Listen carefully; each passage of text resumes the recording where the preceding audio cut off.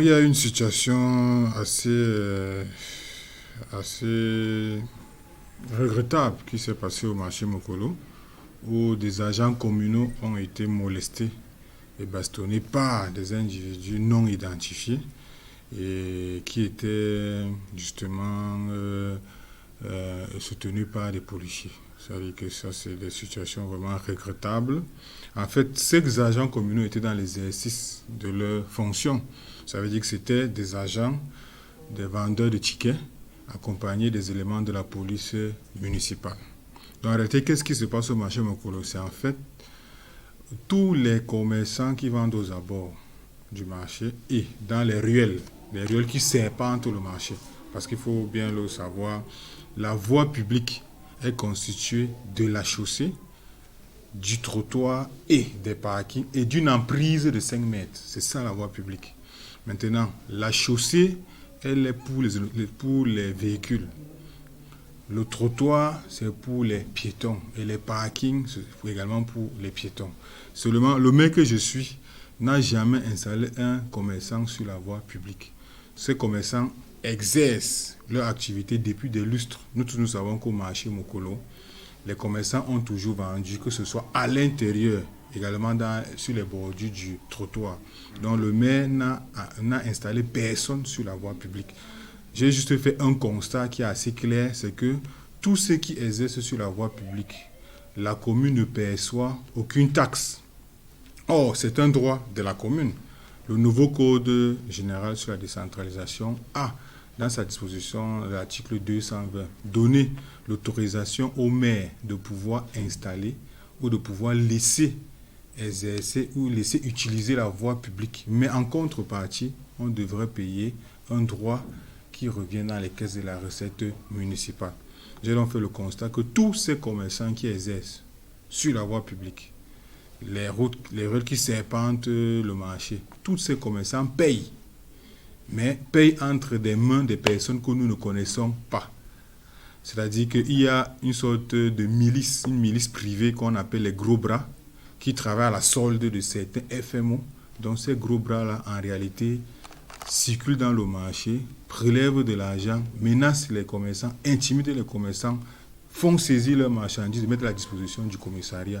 Et en contrepartie, ces commerçants-là donnent de l'argent à ces gros bras, qui, je ne sais pas à qui vont reverser ces argents. Donc nous sollicitons qu'une enquête soit ouverte pour faire la lumière sur cette situation. Et quand bien même ces agents de la commune seraient en train de vendre des tickets, nous sommes une institution. Ça veut dire quoi? Ça veut dire que s'il y a un souci particulier, l'autorité sécuritaire qui exerce à Mokolo devrait saisir la mairie, qui est une institution, pour faire savoir de ces agissements sur le terrain. Nous n'avons jamais été saisis par l'autorité sécuritaire, que ce soit par voie téléphonique ou que ce soit par voie écrite. Donc nous sommes surpris qu'on ait molesté nos agents de la sorte. Ils ne sont pas des Camerounais comme les autres, ils sont des brigands, ils sont des voleurs. Nous nous posons la question. Donc vraiment, ces scènes que nous avons vues au marché Mokolo avec des agents municipaux baignant dans le sang, ce sont des scènes vraiment qui sont non acceptables. Ils ont été molestés parce que ces fameux gros bras, en fait les gros bras c'est quoi? C'est un groupe qui fait savoir qu'ils sont là pour assurer la sécurité au marché et dans les abords du marché. Donc, ce groupe-là, donc, qui exerce depuis des lustres au vu et au su des FMO, c'est donc ce groupe-là qui est donc venu les empêcher de pouvoir vendre les tickets et recouvrer le produit de ces taxes-là. Donc, c'est ce groupe de gros bras que les FMO connaissent bien, c'est-à-dire ceux qui sont au commissariat. C'est ce groupe qui est donc venu s'interposer et déclencher donc la bagarre, menacer, intimider et porter la main sur ces agents. La mairie officiellement n'était pas au courant de l'existence de ces gros bras, mais ayant observé ce phénomène, j'ai fait des notes, j'ai informé les différents intervenants, c'est-à-dire les autres administrations qui interviennent. J'ai informé le maire de la ville, j'ai informé le DGSN, j'ai informé tous les différents intervenants de cette situation qui prévaut au marché Mokolo et dans les abords du marché Mokolo. Il s'agit du commissariat du 2e arrondissement, le commissariat de sécurité publique. Oui. Donc, en réalité, je me suis rapproché du commissaire. Nous sommes descendus ensemble. Il y a 2 semaines, nous avons fait une descente conjointe. Nous avons sensibilisé les commerçants de l'importance de libérer les temples, de libérer les parkings, de laisser 1 mètre pour les piétons.